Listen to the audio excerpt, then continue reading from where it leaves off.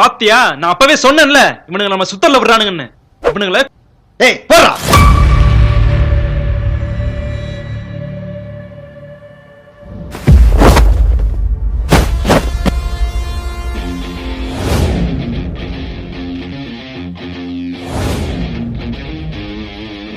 Three months observe பண்ண வரைக்கும் regular ஃபார்மெட்டில் தாங்க சார் இந்த கேங் மூவ் ஆகுது.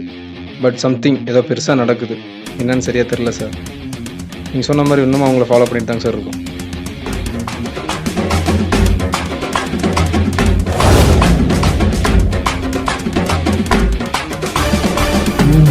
ஆல் ரெடி பண்ணிட்டு தான் இருக்கேன். டைமுக்கு அங்கே போயிடும்.